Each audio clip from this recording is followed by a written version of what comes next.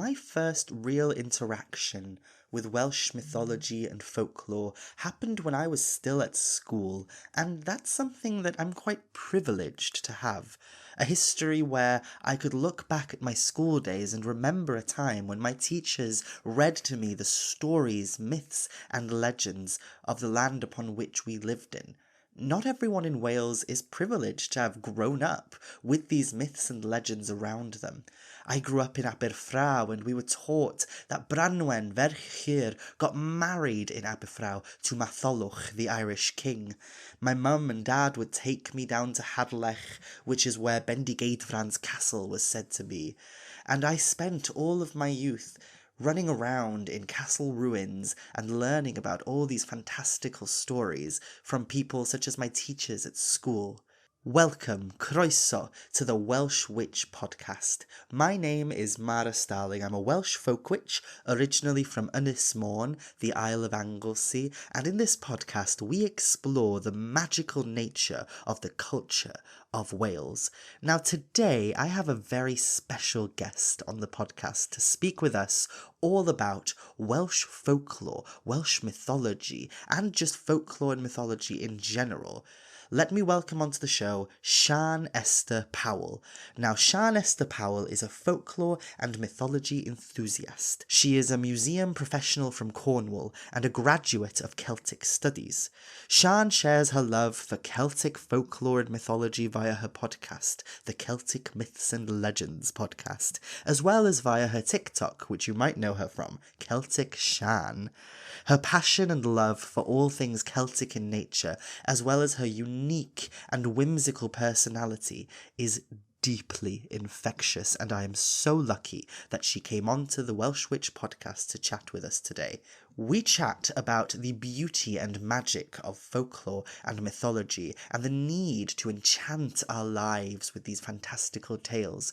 We also talk about the ways in which pagans, witches, and academics, those who approach these myths and legends from a more scholarly perspective, sometimes clash heads. I'm merely a pagan, someone who does this as a hobby, who does this as my faith, as my lifestyle.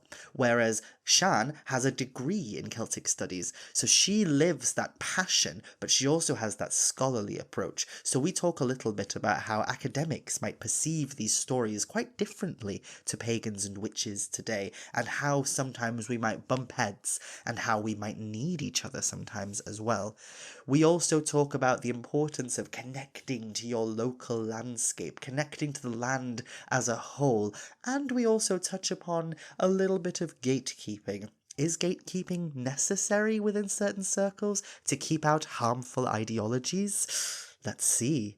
So without further ado, this episode is quite lengthy because I just could not cut a single minute of it. Siân and I talk about some very important things, and I hope that you absolutely love it. So welcome to the Welsh Witch podcast, and allow me to introduce you to Siân Esther Powell, aka Celtic Siân.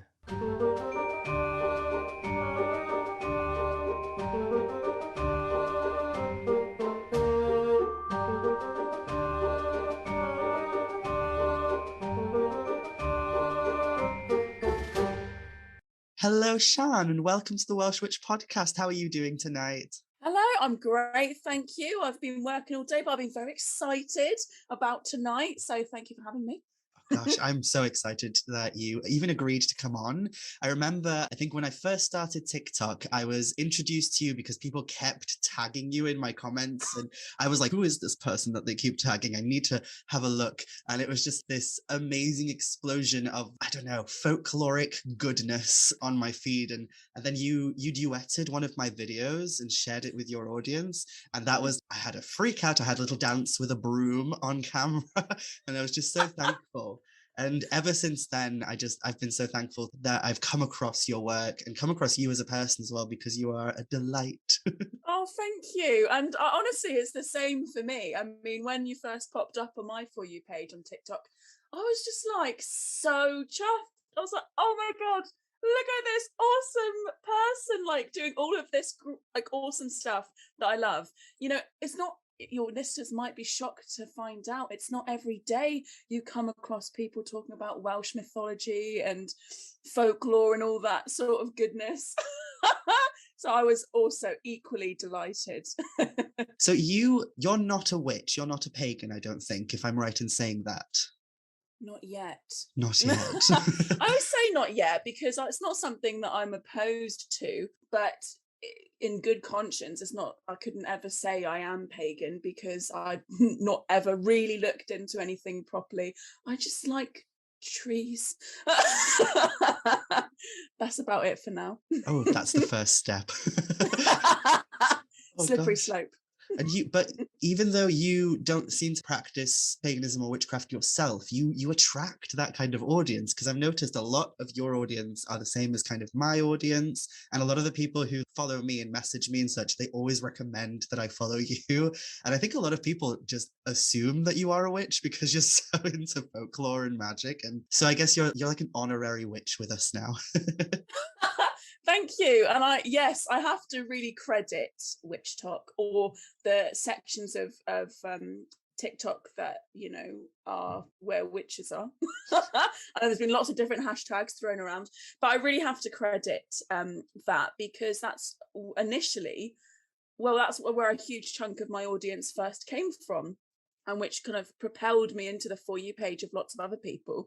So I have been a little bit critical of some things, but overall, all of the witches and pagans and what have you that I've come across that, actively watch my content and interact with me and have become friends with me are bloody lovely people, and I'm really, really grateful to have met them. Well, before we get started in talking about what it is that we're going to be talking about today, I just wanted to ask you, for those who might not have heard of you, who might not have seen your content, can you introduce yourself to us, tell us a bit about yourself, and then specifically tell us a little bit about where your interest and experience in your connection to, say, Welsh or even just Celtic myth and legend lies? Like, what is your experience and area in that interest? Well, I don't know who I am. Who am I? It's a question I ask myself all the time.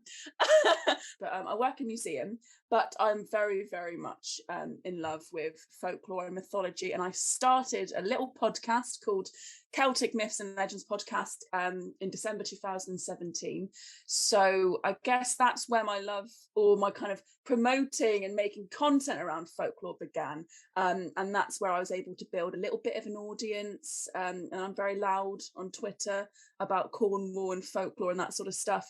And then, of course, I made a TikTok. So I guess that's why people listen to me. I'm getting to the point now where I'm trying to decide what to call myself, because I do get asked to do talks and do various things on Cornish history and folklore mythology. So it's very nice, but I don't know what I am. But what I do know is that I'm half Cornish, half Welsh. And I say I'm Cornish and Welsh, and I'm very, very tied to both Cornish and Welsh identity, really. Obviously, it's fractured in a way because although I've lived in Wales and I've always connected to Wales, wasn't born in Wales. I didn't learn the Welsh language. So my identity has always been a little bit fractured, but suffice to say, I always had a really strong connection to Wales, stronger than my connection to Cornwall, actually. I was born in Cornwall, I grew up in Cornwall, but for a long time, I didn't know a lot about Cornish history or Cornish mythology or folklore, and I was really bored. Before I could drive, I was isolated. A lot of teenagers here are isolated, they're depressed, and I felt the same. I couldn't wait to leave, and I went straight to Cardiff Uni, living in Cardiff, and then lived with my nan in Merthyr for a bit, and would move back to Wales in a heartbeat. But of course I did miss Cornwall then, and as soon as I went back and I earnestly threw myself into kind of learning about Cornish history and folklore mythology, I now I'm very, very connected to that part of myself. But I always find it interesting that although I was born in Cornwall and I am Cornish and I grew up in Cornwall, initially I always felt more connected to my Welsh identity. I don't know why that is, because to hear me now, people would just see me as an English girl with no connection to Wales, but there you go. I've always loved how passionate you share about, say, Cornwall, not just the Cornish folklore and mythology, but also the landscape, the way that you showcase the land that you grew up on. I mean, for my personal like stream of witchcraft, it's all about connecting to the land itself and just seeing you out in the land, connecting with the landscape. And you seem to go on a lot of walks, and I'm very jealous of those like beautiful landscapes that you walk across. And it makes me very homesick because I've moved to England now and I don't live in an area that's rural anymore. Seeing your videos always makes me so hirithis, so homesick. And I've always wanted to talk to you about, say, like the connection between Cornwall and Wales. And I think I'll have to get you back on at some point in future to talk about the way that we are the same but also different within Yeah. the kind of Cornish and Welsh cultures, because I always kind of refer to ourselves as we are very close cousins, Cornwall and Wales. Like, we're so similar. We have such a similar culture and identity, and our languages are both Brythonic Celtic languages. So it's kind of, we have such a connection, and yet there's also a lot of differences, which are really interesting. So that's something I'll definitely have to invite you on if you would come on again to talk about. I would absolutely bloody love to talk about that. So I won't launch into it now. But initially, when I chose to do my masters in Celtic studies, I had to talk on the phone to my prospective lecturer and tell them why. And my answer was, well, I'm Welsh and Cornish, and growing up, I sort of traced all these similarities between Wales and Cornwall, and I want to know if there actually is, or if I'm just seeing it, or if there actually is all these similarities. And she was like, come on, great, brilliant, come on board. And then when it got time to writing my dissertation, and I put forward, well, tracing similarities between Wales and Cornwall, she was like, no, you can't do that because that's PhD level. There's too much to talk about. You won't be able to fit it in a 10,000 word thesis. So maybe this will be my chance to remedy that, Mara. Maybe I can I'll come up with something. But yes, I'd love to talk about that. It's one of my favorite things to talk about. Absolutely love that. And I think to give you, I don't know if this is something that you're aware of, if you're not really into the more kind of modern witchcraft stream of things, but it's interesting to me that when we talk about, say, Celtic myth and legend, there seems to be it's difficult as it is to find things about Wales. Going and finding things about Cornwall can be even harder sometimes. And yet, when it comes to witchcraft, it's almost the opposite. It's like I'm looking at the shelves behind me in the camera screen right now, and I'm like, do you know how many books I have there that are about Cornish witchcraft and magic? Yeah.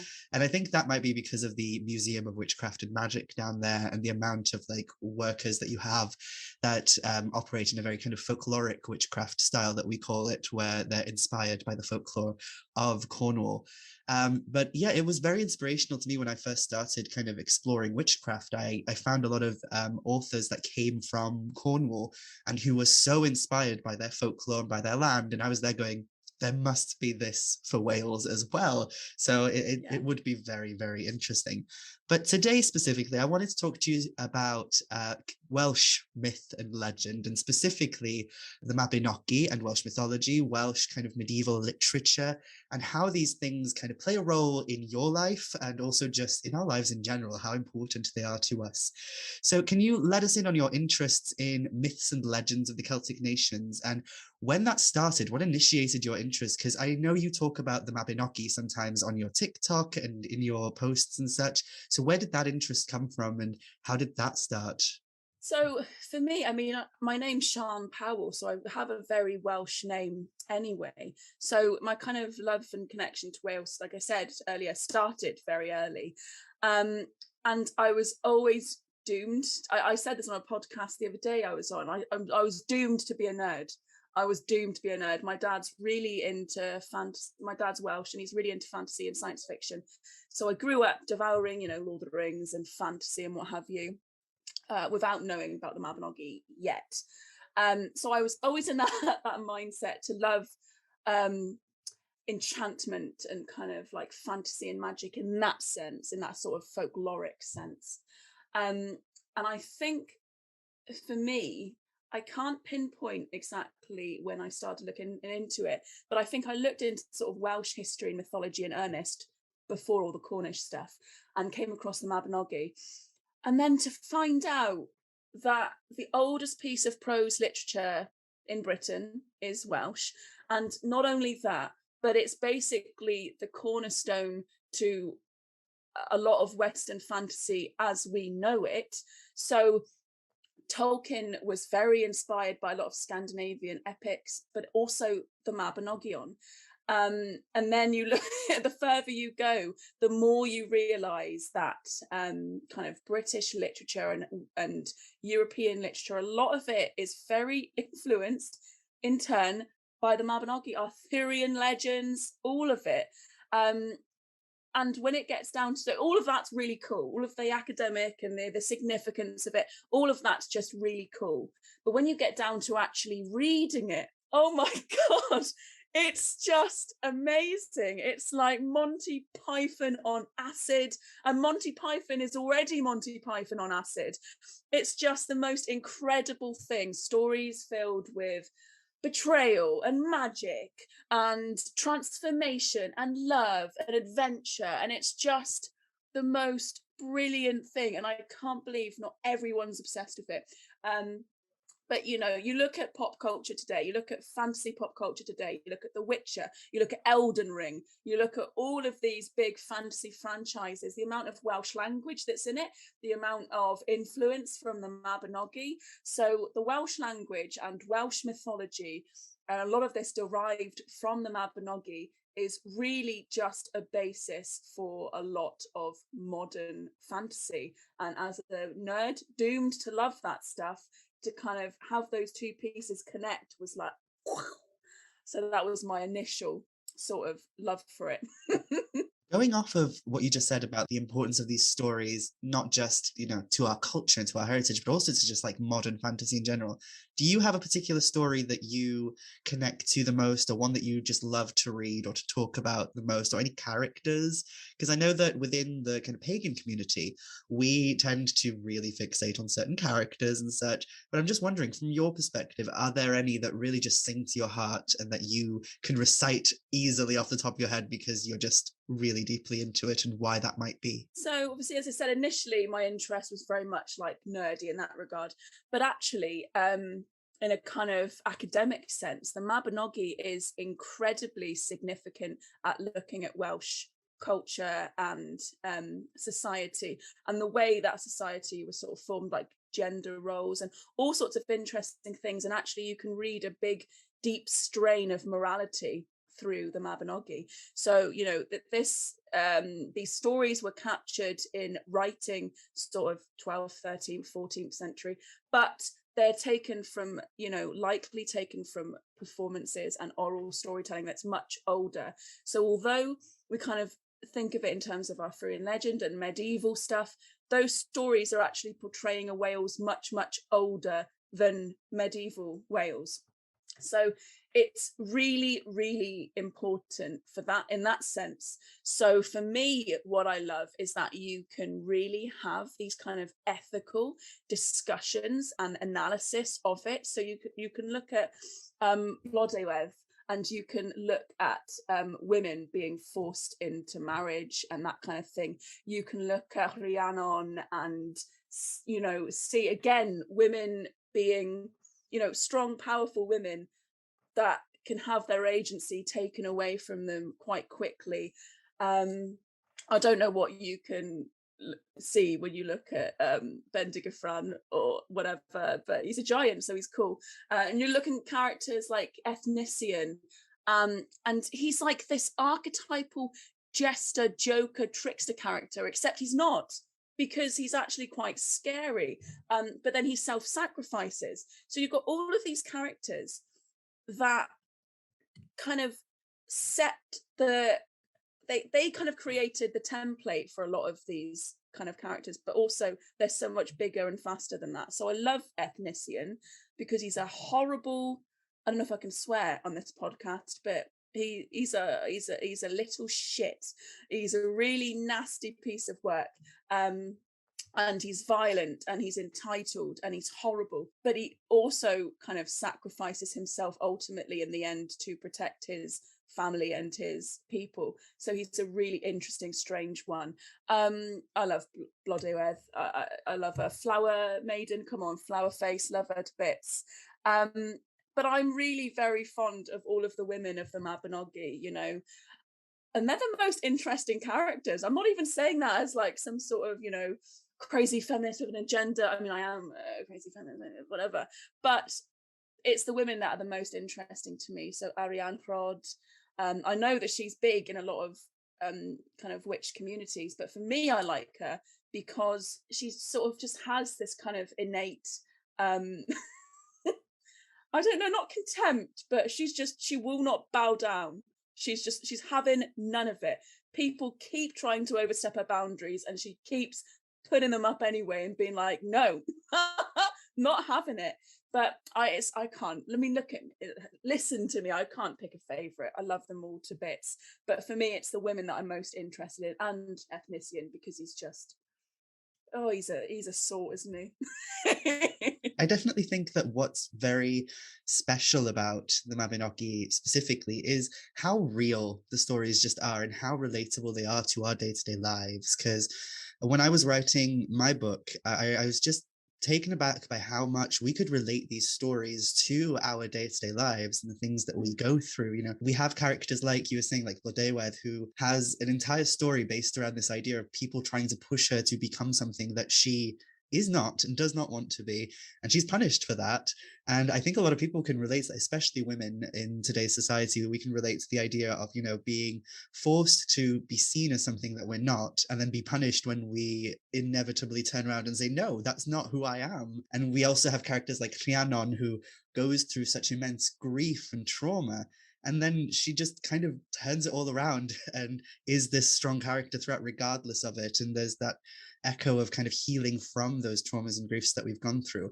But I do really like what you said about Arianrhod, because she is one that I am always baffled by within the pagan community, because pagans and witches tend to focus on this idea that she is this moon goddess who is celestial in nature because of her name, and her name is even like misunderstood. I've spoken a little bit with people like Christopher Hughes about like the mistranslations of her name, because in the actual manuscripts, her name is most often referred to as Aranrot, which would be translated today as Aranrod, which is not large silver wheel, it's actually like large humped wheel. So it's almost like even the idea of her name being this association that she's this moon lunar goddess doesn't quite match, because we don't know that for sure.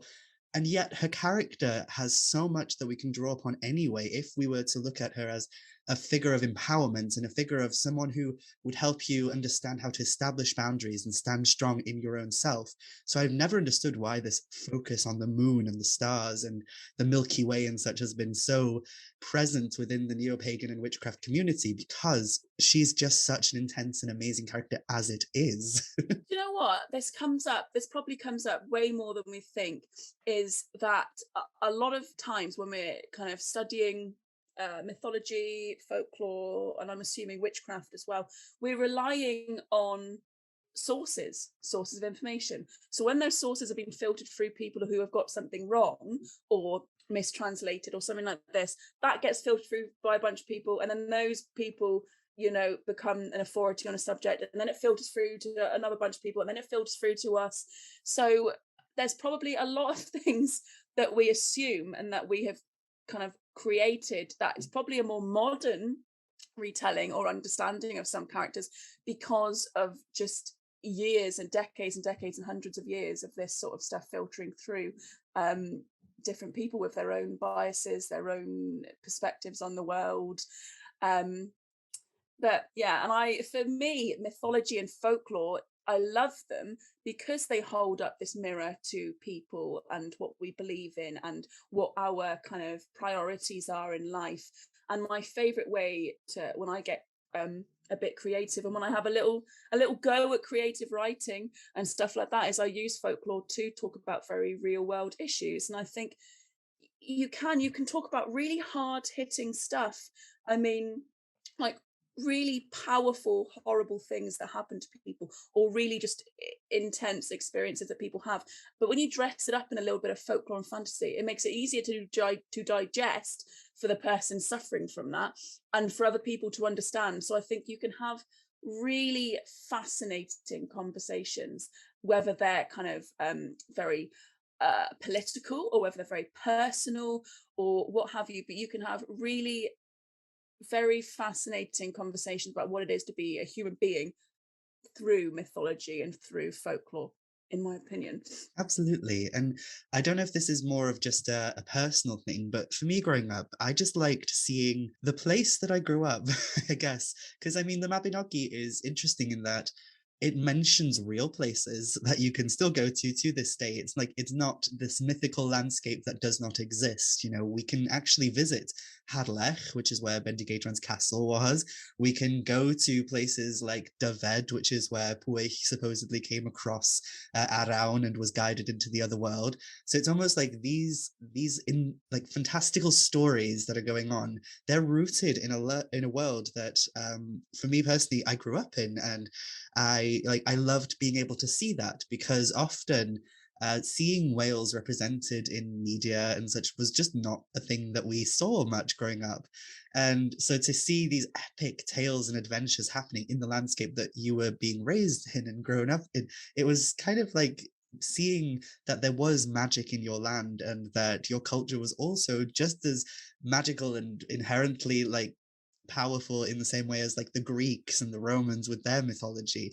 And so it was wonderful. I remember when I was younger, we live I went into a completely Welsh primary school, and my teachers loved taking us out because we were a very strange school. We only had about 26 students, so we didn't stick by any curriculums or anything like that.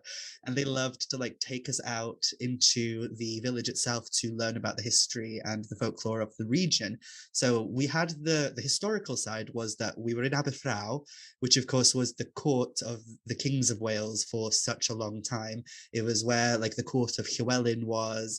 And so we would learn a lot about that. But on the flip side, we also learned a lot about the mythology. So the story that always sticks out to me is Branwen Ver Llyr, the second branch of the Mabinogi, because I heard that story so many times growing up, and it was like I took part in projects to do with it, art projects. I went to watch a pantomime version of it once when I was younger, and that was great because Evnishen was so camp in it, and it was wonderful.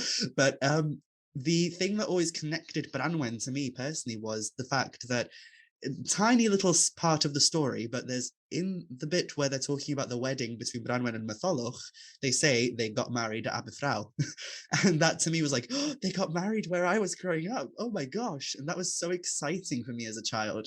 And I remember being taken by an art teacher who used to come and visit us at school. She took us out to this cliff that overlooks the sea that we used to call locally a peak. And on a peak, there's like this kind of a rock formation that to anyone who doesn't know would just look like rocks growing on the cliff. But it's actually the remnants of an Iron Age burial mound. And I remember the art teacher went up to it, and she was probably just being, fantastical and trying to inspire us. But she said, "Oh, this is probably the remains of where Branwen had her wedding. It's probably the remains of the tents that they set up and said." And that just brought these stories to life for me. So I guess seeing all that come to life was just deeply important and I guess transformative in how I viewed Welsh culture as well. Yeah, I mean, that's the beautiful thing about the Mabinogi is that there are all of these kind of clues that this, before it was written down, it would have been something performed. You would have motioned to different parts of the landscape and what have you. And it's really interesting that you had that experience because I know that some people have like the opposite experience. I know some people, like some Scottish people, hate Outlander. They just get like some sort of secondhand cringe for Outlander. They really don't like it. Obviously, some Scottish people do like it, but I've seen it by some Welsh people as well that they don't like seeing Wales or kind of Welsh accents or something in media because it's just, oh no, I don't like it. But for me, yeah, I have the same relationship with Welsh myths and legends and Cornish myths and legends. The idea that I can go to a place that is featured in a story that I know, like the Mermaid of Senna, which is down west in Cornwall. You can go to the church and see the mermaid bench carving. You can go to the cliffs that this mermaid swam around in. It's so powerful, and these stories are really rooted in the land and landscape. I mean, how many descriptions of the land are there in the fourth branch with it just, and on all of them actually, but Branwen is probably, it's my favorite as well. It's the second branch and the fourth branch that are my favorites, I have to admit, but that was always my favorite one initially, because you just have all of these interesting characters, and it's the one for me that is the best example of magical realism.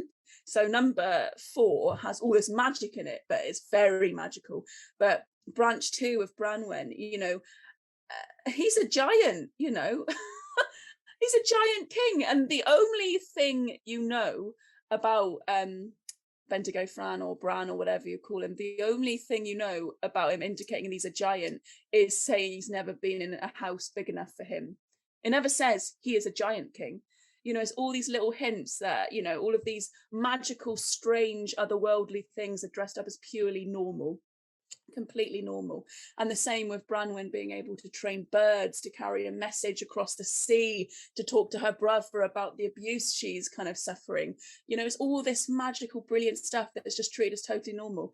And I love that element of magical realism in the Mabinogi. It's just, it kind of infuses these very real places and these real kind of social customs with pure enchantment. And it's just, yeah, it's very, very special. You've got me curious now, because as you were saying that, I remembered a conversation I was having a few days ago with my partner.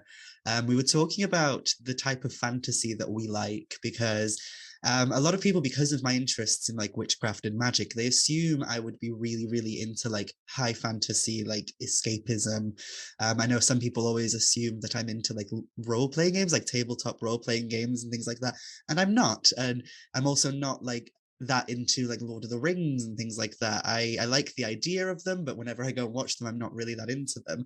And I was talking to my partner, because he's the complete opposite. He loves really high fantasy, like complete fantasy worlds. And I said to him, my personal favorite type of fantasy is fantasy that is barely fantasy. It's like, it's there, but it's just oh yeah, by the way. So like there's a TV series that I was obsessed with in 2012, which only got 6 episodes. And the premise of the TV series is it's very similar to like teen shows like Skins and things like that, in that it's about these 4 girls who live together in a flat in Camden in London. And they have to deal with trying to make money to make the rent, and getting by with like their love, their relationships, their friendship together, and trying to keep jobs and things. And it's such like a rooted in reality, almost soap opera type TV show. Oh, and by the way, they happen to be witches. And that's my favorite type of fantasy, where it's like, oh yeah, they are witches, but it's not the main focus. It's not Charmed, where like they're throwing potions at demons all the time. They just, every now and then, they go to a solstice festival, and there's one character who was raised a witch, so like her mum comes over sometimes and she's like, why don't you have your witchy things out? Why weren't you at solstice last month? Like, come on. And it's very kind of like that same idea of, oh, why don't you come to church anymore? And I love that when it's fantasy, but it's rooted in reality. And I'm wondering now if my love for that comes from the fact that that's what a lot of the Mabinogi is like as well. It's fantasy, but it's still real, and it's still here with us. And you can imagine it happening right in front of you without having to enter into some completely other world. So that's a really interesting one. I mean, that's why it was so easy for people like Geoffrey of Monmouth to create like these whole chunks of history of Wales using the Mabinogi as kind of reference, because it is magical and it is fantastical, but it's also very grounded in a way. Like all of this bonkers crazy stuff happens that obviously wouldn't happen in real life, but all of this stuff happens that does happen in real life, like relationship dynamics and kind of social customs and the places and the way that kind of court and society and what have you would have functioned. That's all within the story. So it makes sense to me how it is such an important piece. It's a body of work that a lot of academics are really fascinated in, because although it is fantastical, it is also a really great tool and insight into contemporary Welsh history and society and culture of the time. This might be a question that I've already asked slightly at the beginning, but seeing as this podcast is kind of oriented mostly towards witches and pagans, people who would incorporate these things, these, these mythologies and these characters and such into their spiritual or magical practice. I'm just wondering if you have any connection to witchcraft and magic, or if after being interested in mythology and folklore and such, if that plays any role in your life today, because I know you were saying that a lot of your audience are witches and pagans. So I'm just wondering if you've kind of dipped your toe in that world at all, or if it's something that's still quite foreign to you. I mean, you mentioned before, there's a lot of sources for Cornish witchcraft. So there's a really, really strong vein of witchcraft in Cornwall. So I see that as being a really important, significant part of Cornish history in general. So I really want to look more into that. And I love the Witchcraft Museum. It's one of my favorite places. I absolutely love it. I think it's brilliant. So it's always something I have been really interested in, but have never really dipped my toe in properly. But I relate to a lot of the things that I hear people talk about. So in terms of like interest in folklore, for me, my primary interest is, in storytelling and connecting to place. So it's for a sense of place. Um, and it helps me kind of understand place better, and it makes you more respectful in a way, I think, if you know a little bit about some of the folklore of a place. For me, it kind of makes you respect it. You're like, oh, not because you're like, well, I'm not going to butcher this tree just because there might be a pisky living in it. No, but it does kind of enchant the landscape a little bit more. So I'm a very I'm not that into horoscopes and all that, but I am a Taurus, which from what I know does make sense. I'm very much I guess someone rooted in place. I'm very much connected to the land where I live. I love it. I love great big chunks of granite rock. I love the coast. I love fields and the sea. So I'm very connected to a sense of place. And actually, so my main motivator, if I was going to kind of earnestly look into witchcraft and folk practices, would be to connect to a sense of place and to explore my relationship to a sense of place. And that would be my primary kind of motivator for it. And that will happen. I can see it happening at this point. It's inevitable. Yeah, I think that's a motivator for a lot of, because I know from like kind of my stream of witchcraft and paganism, which is rooted in the Welsh side of things, it's very much all about connecting to the landscape and connecting to the culture on a deeper visceral level. I talk a lot about how before I found paganism and witchcraft, I didn't really enjoy being Welsh, which sounds harsh and sounds awful, but growing up in a rural community as like an openly queer person, as someone who didn't really fit in with the rest of like my peers in the same age group, the minute I turned about 12, 13, it was like I felt like an outsider and I could not wait to leave Wales. And then I came across the Anglesey Druid Order and the modern druids, the modern witches who were working in Wales, and it reintroduced me to the myths and legends that I grew up with already within like Mabinogi and such, and the folklore. But it also helped me see the magic in the land. As you say, it re-enchanted my view of the land. And so without it, I don't think I would have embraced my Welshness as much. And I often get asked like, oh, why don't you sound Welsh? And it's like, because when I was about 13, 14, I didn't want to sound Welsh. So I really pushed it out of me. But now my paganism and witchcraft has really helped me feel not just a deeper sense of the importance of the landscape itself, but also the importance of my culture. And I think that is a prime motivator for a lot of people going into paganism, is connecting to their heritage, connecting to their land, connecting to the place that they walk in every single day. But I know that sometimes pagans and witches can have a completely different idea of, say, the myths and legends of these nations than, say, academics do. I speak a lot about this with certain witches who dip the toe in both worlds, people who are both Celtic scholars and witches and pagans. And they say it is a kind of strange one because on one hand, the witches and pagans sometimes seem to disregard academic sources and prefer to go with what, say, Robert Graves said years and years ago. Whereas, on the other hand, on the flip side, sometimes it's very hard to get the academics to view the kind of spiritual significance of these things as well, because they just see them as stories. They're just stories. And it's kind of like, I know I've got one friend in particular who is both, she's studying her master's degree in Celtic studies and she's a witch. And she says she struggles because sometimes she brings up the idea of, could some of these characters in the Mabinogi be gods beforehand? And some of her professors are like, oh, no, don't go down that route. And it's like, oh gosh, it's like almost like a block on both sides. So I'm just wondering, as somebody who studied Celtic studies at an academic level, how do you perceive the way that modern pagans and witches today interact with the myths and legends that you studied? How do you feel about the way that they live them, I suppose? It's a really interesting one because for me, as I mentioned earlier, my motivations for doing this masters were very kind of emotional.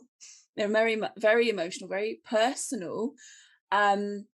And I went into it with all sorts of biases about what Celtic is, what does Celtic mean, what have you. And, through studying it academically, it does make you challenge and question a lot. But as you kind of allude to, I suppose that does set you up in the trap of being a bit too cynical and being a bit too wary of things. So for me, I can see the kind of academic significance of some work in terms of it highlighting bits about Welsh and Welsh culture and what have you. And we also looked at medieval Irish literature, so it was the same for Ireland. But we also studied things like female Welsh saints, and that was really fascinating and brilliant.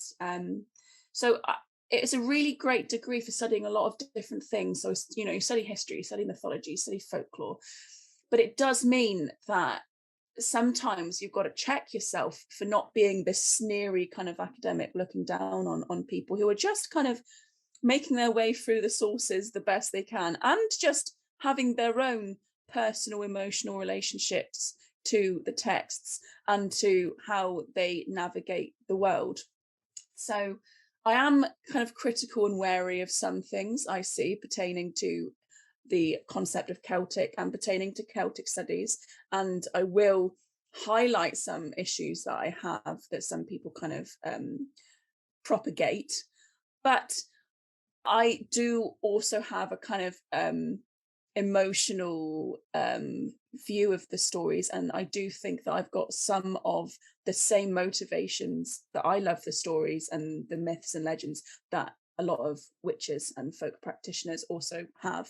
So I can see where kind of both sides are coming from, really. I get a little bit fed up with some things, like as you mentioned earlier, Ariane Rod being, held up as like a moon goddess. I sort of think, where did that come from?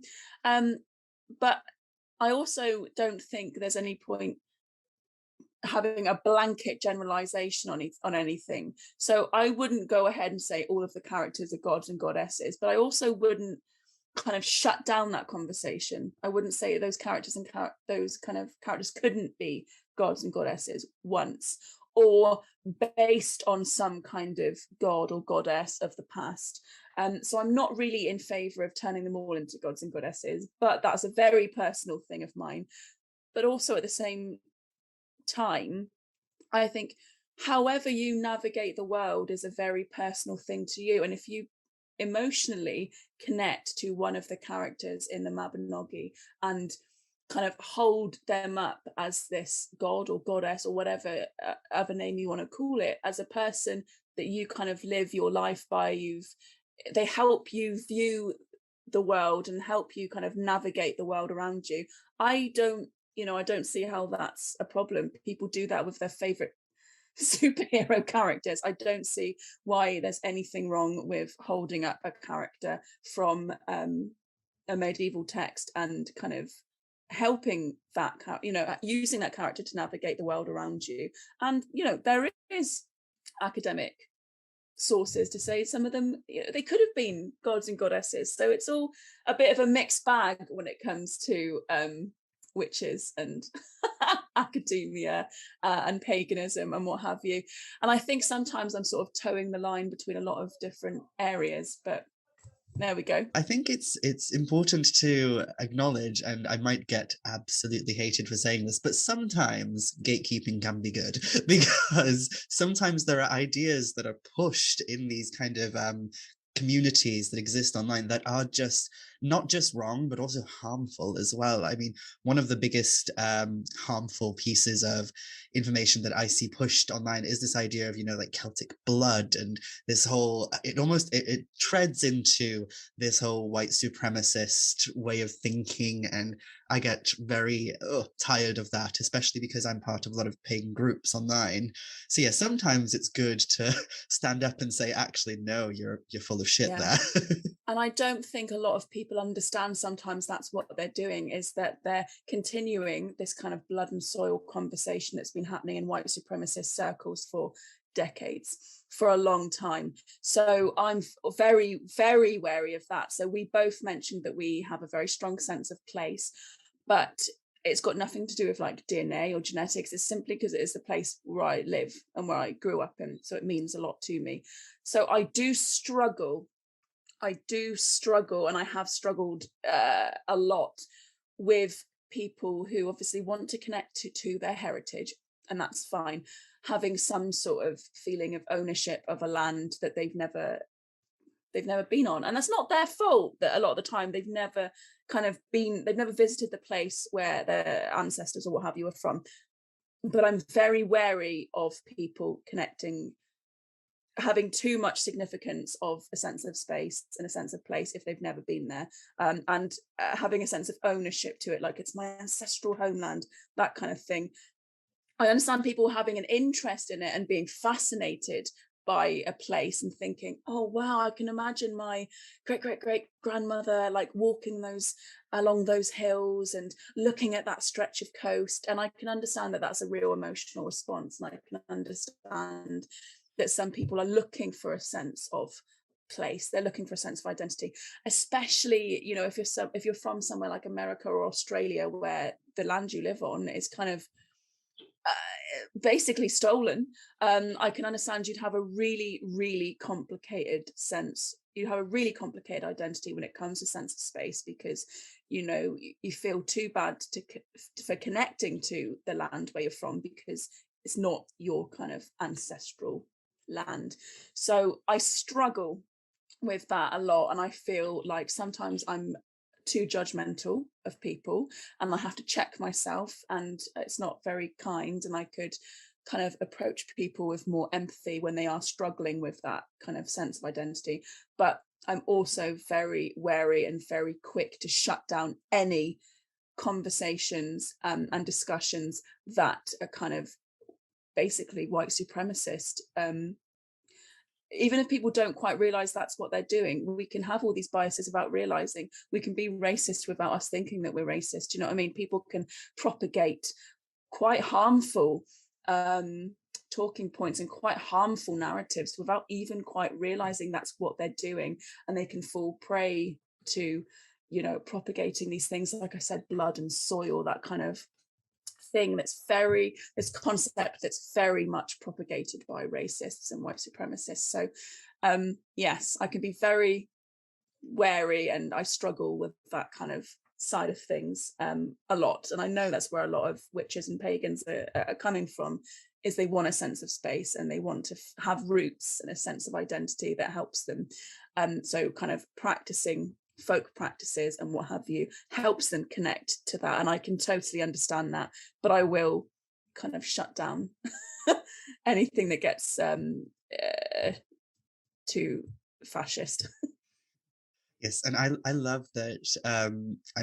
I'm so thankful for the voice that you put out there as well, especially when you talk about, you know, what culture is and such as well, because I think people can get really tied up in this idea that culture is to do with blood and genetics, when it's not. Culture is lived, and if you don't live it, then you're not part of that culture, and that can be like a bit of a slap in the face for some people, because as you say, if they are on stolen land and they feel like they don't have a right to engage with the landscape that they're on in the same manner, to then be told, actually, you also don't have as much of a right to engage with the landscape of your ancestors can also be like, what?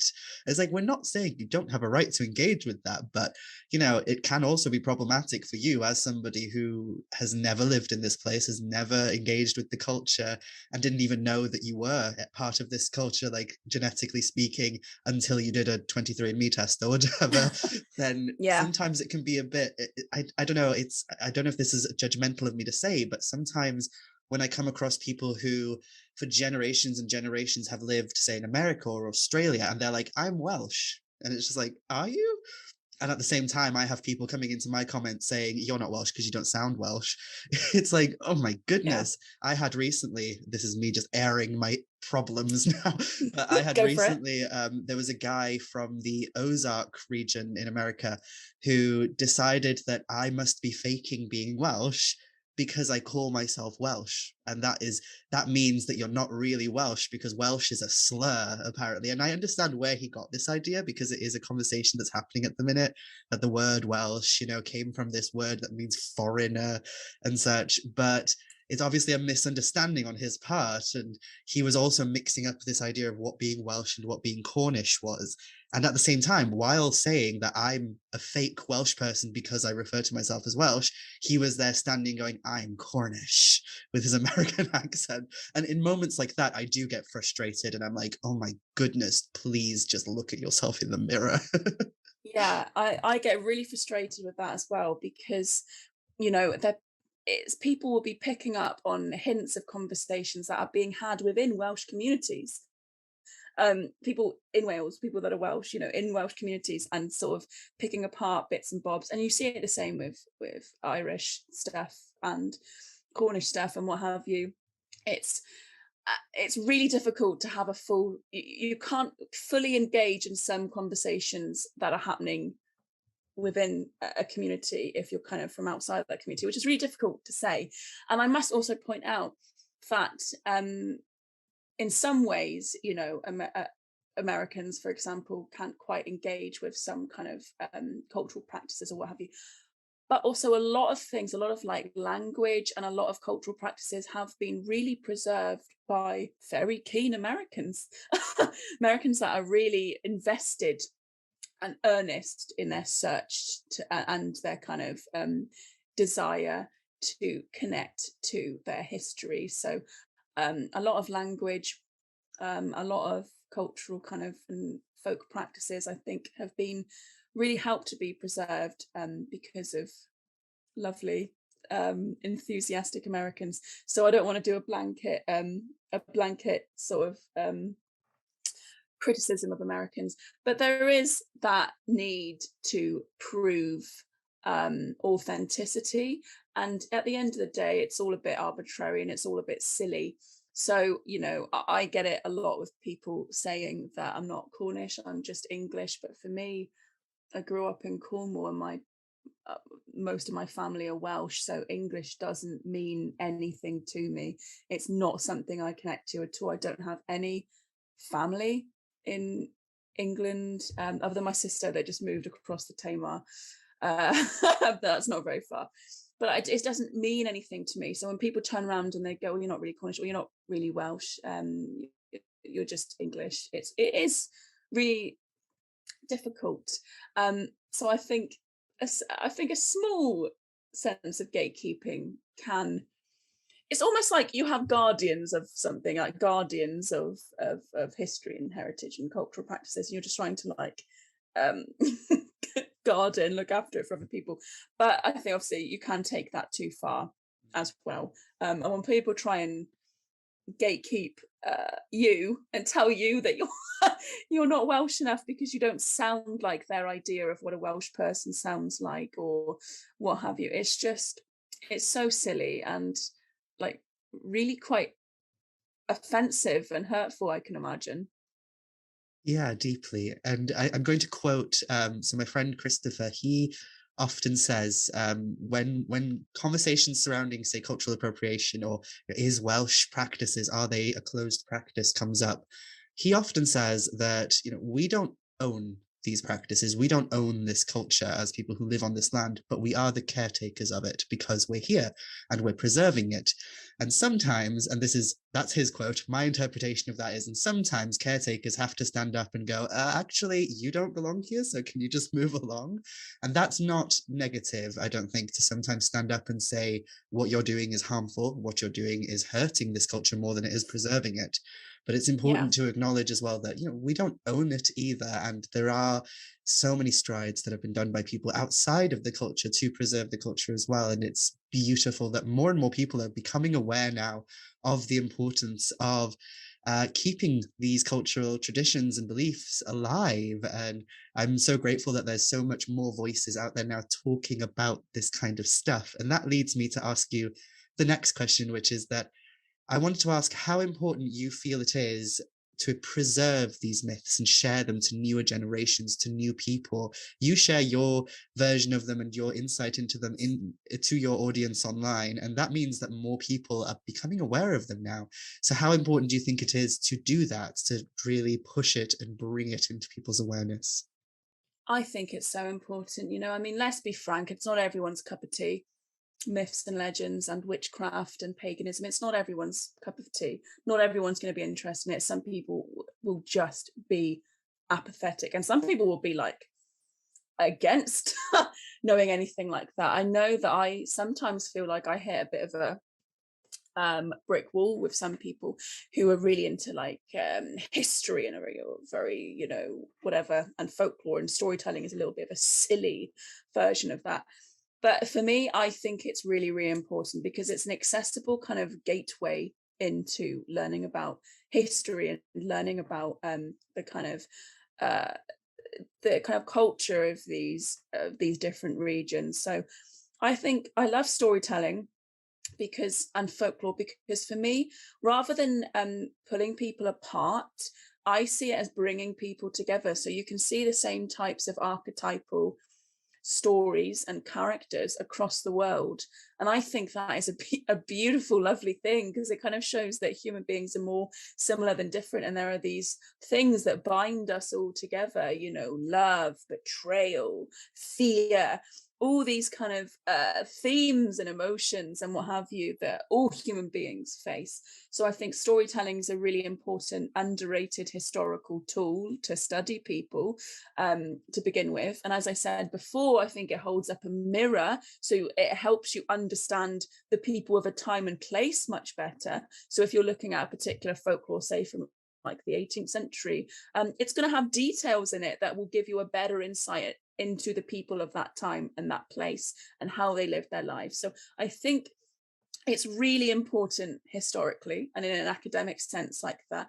But I do also think that folklore, mythology, and this kind of stuff is really important for a lot of people. Not all people, like I said, it's not everyone's cup of tea, but it's really important to some people, emotionally as well, to really feel like the world around you is a bit enchanted. It's this world is too vast. We cannot understand everything about it. I don't like the blanket arrogance of some people, and some atheists actually. They're just like, no, that doesn't exist. That doesn't exist. How do you know, really? At the end of the day, I think it's a little bit of arrogance from some people to assume that we know everything. We know all the parameters of the universe and the world. We know everything that there is to know. We don't. We're learning all of the time. So I think that understanding the world and your sense of place and history and your family's kind of history through storytelling can also be a really powerful kind of emotional experience for people as well. Do I believe in crazy people sharing stories about trapping fairies in cans? No, that is an example of me gatekeeping. Please don't put fairies in cans. But for me, telling, I do a lot of talks on Cornish piskies, and for some people that might be really silly and really quaint and what have you. But to me, it's a really great way of understanding the people of the past. Why were we so obsessed with piskies? And I think there's always got to be a tiny, tiny, tiny grain of truth to these stories, whether that grain of truth is literally a tiny grain of sand or whether it's a great big granite rock. I'm so thankful again that you decided to come and speak to us, because your voice is always so thoughtful and considerate to this area of study and belief and practice. And it's so needed. And I'm so grateful that you blessed us with your presence here today. So Thank you. before we wrap it up and finish, I just wanted to ask if you could tell us a little bit about your podcast, as well as where listeners to this podcast might be able to find more of you if they want to know more about you. Thank you. So my podcast is very imaginatively titled Celtic Myths and Legends. Guess what it's about? Celtic Myths and Legends. So each episode I focus on one of the 6 Celtic nations. Now, these aren't the only places that have kind of Celtic culture or Celtic history. You also have Cumbria in England. You've got Galicia and Asturias in Spain. So these aren't the only places that have Celtic cultural history, and they're just places that have an existing Celtic language. But I started it in 2017 when I didn't quite understand, you know, the complexities and what have you of what Celtic means to a lot of people. So I started it really at the beginning of my kind of knowledge of what is Celtic, and I've always tried to be very kind and empathetic and what have you. But I focus on one of the 6 Celtic nations every episode. So that's Cornwall, that's Wales, Ireland, Scotland, Isle of Man, and Brittany. And I talk about a kind of mix of literature, folklore, mythology, history. So it's not just folklore. I also do talk about, you know, medieval literature. I've done a couple of episodes on the Mabinogi. I've done one on medieval Irish literature. But then I do things on crazy creatures found in these regions. So like the Bugel Nos in Breton folklore is this really sad, ugly creature that wails through the forest because he's so upset at how ugly he is, and he doesn't want anyone else to see him because he doesn't want to scare anyone. So it's quite diverse in the sort of things that I talk about, but it's always focused on one of the Celtic nations. But then I try to bring them in to connect them up to stories in other parts of the world and other Celtic nations as well. And sometimes I look at the pop culture of certain pieces of folklore. So the banshee in Irish folklore is now a creature that pops up in pop culture today. You ask people, do they know what a banshee is? Most people do. Whether or not they know the intricacies of 18th century folklore pertaining to banshees might be another case, but they know the gist of what a banshee is. So yeah, it's really my way of promoting and preserving the stories and myths of these regions and sharing them with as many people as possible. Like, we talk about a little bit of gatekeeping is okay, but really at the end of the day, you want everyone across the world, everyone and anyone to be interested in the stories of these places, because they're stories that can connect us together, and they're stories that include things that we can all relate to, or be intrigued by or horrified by. So for me, it is just about being very kind of accessible and open to all people. And really, I try and approach it as something that I'm sharing because I love it and I want everyone else to love it. And you can find it basically anywhere that hosts podcasts. I've probably badgered them to upload it. So Apple Podcasts, Spotify, Stitcher, Deezer, Podbean. I've even uploaded a few episodes on YouTube, not all of them though, but a few. So you can find me on any of those places under Celtic Myths and Legends podcast. And you can also find me on Twitter at Celtic Myths Pod, or Siân Esther, which is SIANESTHER. And then of course TikTok at Celtic_Siân, which is the same for Instagram as well. So if you want to hear me rant about folklore and Cornwall and Cornish history and Welsh stuff, then feel free.